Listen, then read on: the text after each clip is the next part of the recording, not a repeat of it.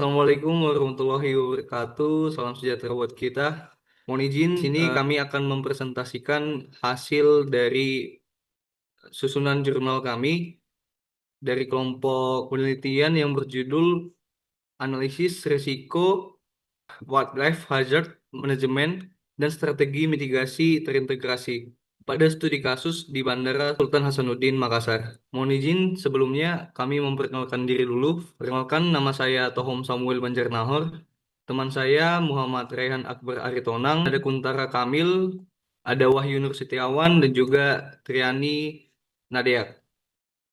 Mohon izin, kami akan mempresentasikan hasil penelitian kami dengan judul Analisis Risiko Wildlife Hazard dan Strategi Mitigasi Terhadap Keselamatan Penerbangan di Lingkungan Bandar Udara Internasional Sultan Hasanuddin Makassar menggunakan matriks risiko ICAO.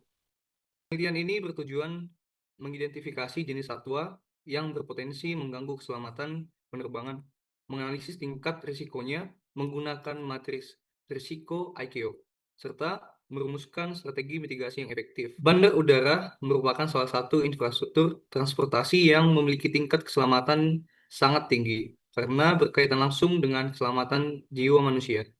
Oleh karena itu, setiap potensi bahaya yang dapat mengganggu operasi penerbangan harus diidentifikasi dan dikendalikan secara sistematis.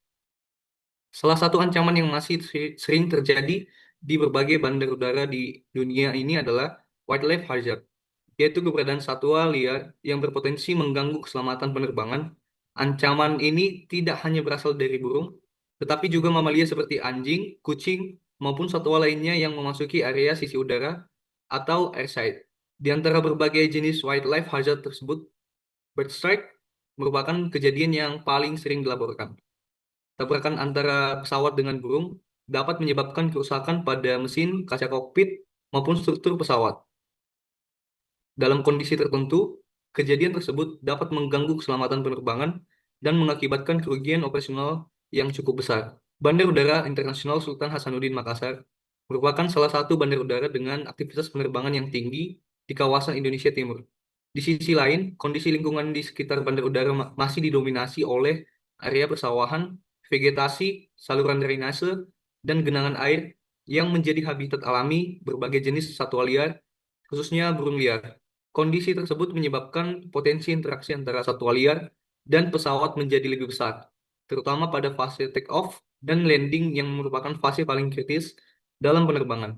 Oleh karena itu, diperlukan suatu analisis risiko menggunakan pendekatan yang terstandarisasi agar prioritas mitigasi dapat ditentukan secara objektif.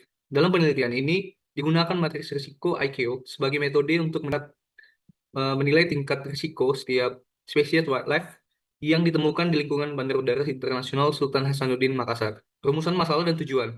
Berdasarkan kondisi tersebut, penelitian ini difokuskan pada tiga rumusan masalah utama.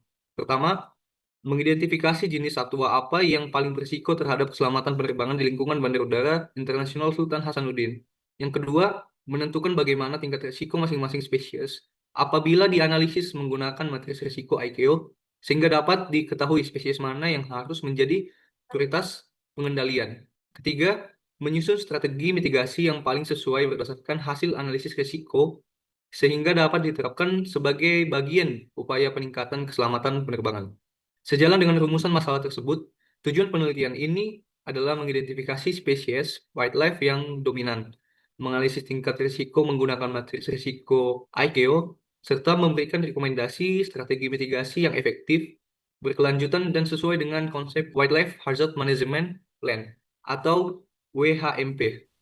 Penelitian ini menggunakan metode deskriptif kuantitatif dengan pendekatan risk assessment. Lokasi penelitian berada di daerah airside Bandara Internasional Sultan Hasanuddin Makassar.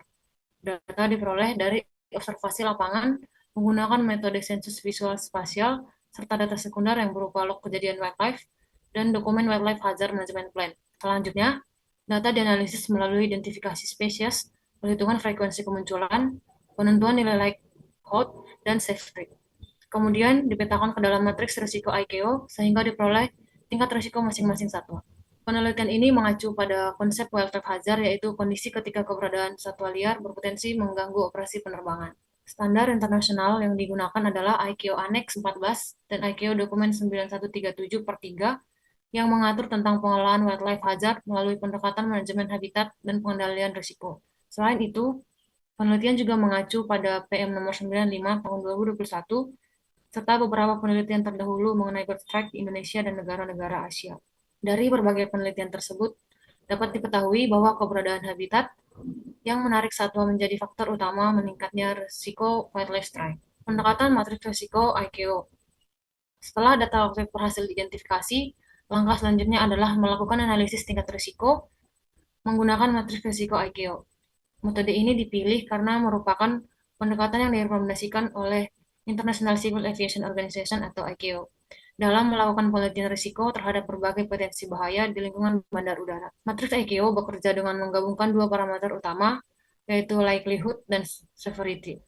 Likelihood menggambarkan seberapa besar kemungkinan suatu kejadian dapat terjadi berdasarkan frekuensi kemunculan satwa di area operasional. Semakin sering satwa ditemukan di sekitar runway atau taxiway, maka nilai likelihood akan semakin tinggi. Sementara itu, severity menggambarkan tingkat dampak yang dapat ditimbulkan apabila terjadi tabrakan antara pesawat dengan satwa tersebut. Penilaian severity tersebut mempertimbangkan potensi kerusakan terhadap pesawat, gangguan terhadap operasi penerbangan, hingga kemungkinan membahayakan keselamatan penumpang dan awak pesawat. Setelah kedua parameter tersebut ditentukan, nilai keduanya dipadukan ke dalam matriks risiko ICAO sehingga menghasilkan klasifikasi risiko, yaitu low risk, medium risk, atau high risk. Klasifikasi ini membantu pihak bandar udara dalam menentukan prioritas penanganan terhadap masing-masing jenis satwa. Dalam penelitian ini juga dipertimbangkan bahwa kejadian wildlife yang terjadi pada fase take-off dan landing memiliki tingkat perhatian yang lebih tinggi. Hal ini karena kedua fase tersebut merupakan fase paling kritis dalam operasi penerbangan, di mana pesawat berada pada ketinggian rendah dan memiliki waktu yang sangat terbatas untuk melakukan manuver menghindari satwa. Oleh sebab itu, satwa yang sering muncul pada area fase tersebut akan memperoleh prioritas mitigasi yang lebih tinggi dibandingkan satwa dengan frekuensi kemunculan yang lebih rendah. Melalui pendekatan ini, proses penilaian risiko tidak hanya didasarkan pada jumlah kemunculan satwa, tetapi juga mempertimbangkan besarnya dampak terhadap keselamatan penerbangan. Dengan demikian, rekomendasi mitigasi yang dihasilkan menjadi lebih objektif, sistematis, dan sesuai dengan standar keselamatan penerbangan internasional. Hasil identifikasi spesies dominan. Berdasarkan hasil observasi dan data log kejadian, ditemukan beberapa jenis satwa di area airside. Spesies yang paling sering ditemukan adalah blekok sawah atau Ardeola speciosa. Burung ini merupakan burung air yang sangat bergantung pada area persawahan, genangan air, dan keberadaan serangga sebagai sumber makanan. Frekuensi kemunculan yang tinggi menjadikan spesies ini sebagai prioritas utama dalam upaya mitigasi wildlife hazard. Analisis habitat menunjukkan adanya hubungan yang erat antara kondisi lingkungan dengan kemunculan satwa liar. Area persawahan dan genangan air meningkatkan populasi serangga yang menjadi sumber makanan utama burung blekok sawah. Burung kemudian melakukan aktivitas terbang melintasi area runway sehingga meningkatkan risiko terhadap pesawat yang sedang melakukan lepas landas maupun pendaratan. Oleh karena itu, pengelolaan habitat menjadi salah satu strategi mitigasi yang sangat penting. Berdasarkan hasil pemetaan menggunakan grid map Bandar Udara Sultan Hasanuddin, diperoleh beberapa hotspot kemunculan wildlife. Area dengan tingkat risiko tinggi D9, sedangkan D7 dan D10 termasuk area dengan tingkat risiko yang sedang. Informasi hotspot ini penting untuk menentukan prioritas patroli wildlife control dan kegiatan mitigasi di lapangan sehingga sumber daya dapat digunakan secara lebih efektif.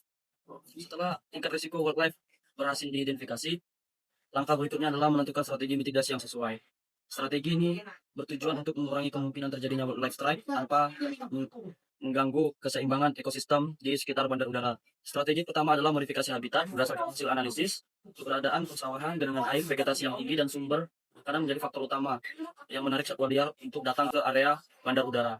Oleh karena itu, pengelolaan habitat dilakukan melalui pemotongan rumput secara berkala, kemudian perbaikan sistem drainase untuk mengurangi genangan air, serta pengendalian vegetasi agar lingkungan sekitar runway menjadi kurang menarik bagi satwa liar. Strategi kedua adalah patroli dan monitoring. Ini dilakukan secara rutin oleh petugas wildlife control untuk memantau keberadaan satwa, mengidentifikasi perubahan pola pergerakan, serta melakukan tindakan cepat apabila ditemukan satwa yang memasuki area operasi penerbangan. Monitoring yang konsisten juga menjadi dasar dalam mengevaluasi efektivitas program pengendalian yang telah diterapkan. Strategi ketiga adalah penggunaan bird deterrent. yaitu berbagai metode untuk mengusir satwa liar yang berada di bandar udara. Contohnya adalah penggunaan suara predator, laser, piroteknik, maupun kendaraan patroli. Penggunaan metode ini perlu dikombinasikan dengan strategi lain karena burung dapat beradaptasi terhadap alat pengusir apabila digunakan secara terus-menerus dengan pola yang sama. Selanjutnya adalah pemanfaatan teknologi pendukung seperti radar ornitologi, kamera pemantau atau sistem deteksi satwa berbasis sensor. Teknologi ini dapat membantu tugas mendeteksi keberadaan burung secara lebih cepat sehingga tindakan pencegahan yang dilakukan sebelum satwa memasuki jalur lepas landas maupun pendaratan pesawat udara. Strategi terakhir adalah evaluasi dan perbaikan secara berkelanjutan. Setiap kejadian wildlife perlu didokumentasikan dan dianalisis untuk mengetahui apakah strategi mitigasi yang telah diterapkan sudah efektif atau masih memerlukan penyesuaian. Dengan adanya proses evaluasi yang berkesinambungan, pengelolaan wildlife hazard dapat terus ditingkatkan sesuai dengan pengembangan kondisi lingkungan dan operasional bandar udara. Dengan menerapkan kelima strategi tersebut secara terpadu, diharapkan risiko wildlife hazard di Bandar Udara Internasional Sultan Hasanuddin sehingga keamanan dan kelancaran operasional penerbangan dapat terjaga.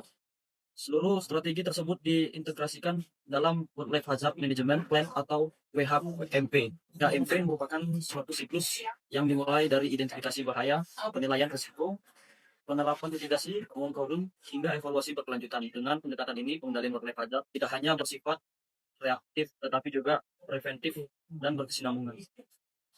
Selanjutnya, implementasi dan tantangan. Dalam implementasinya masih terdapat beberapa tantangan, di antaranya luas area bandar udara, perubahan pola migrasi burung sesuai musim, serta kemampuan adaptasi burung terhadap alat pengusir konvensional. Oleh karena itu, diperlukan kolaborasi antar unit kerja serta pemanfaatan teknologi yang lebih modern agar pengendalian wildlife hazard menjadi lebih efektif. Kesimpulan rekomendasi. Berdasarkan hasil penelitian dapat disimpulkan bahwa Black Hawk Sawa merupakan spesies dengan tingkat risiko tertinggi. Area grade D9 teridentifikasi sebagai hotspot utama, sedangkan grade D7 dan D10 merupakan area dengan tingkat risiko sedang. Faktor habitat seperti genangan air, vegetasi, dan keberadaan serangga menjadi penyebab utamanya tingginya kemunculan satwa. Oleh karena itu, strategi mitigasi yang direkomendasikan meliputi modifikasi habitat, peningkatan patroli wildlife control, pemanfaatan teknologi pendukung, serta implementasi wildlife hazard management plan secara berkelanjutan. Terakhir penutup, demikian presentasi yang dapat kami sampaikan. Besar harapan kami agar hasil penelitian ini dapat memberikan manfaat untuk kedepannya. Terima kasih atas perhatian Bapak Ibu dan teman-teman sekalian. Assalamualaikum warahmatullahi wabarakatuh.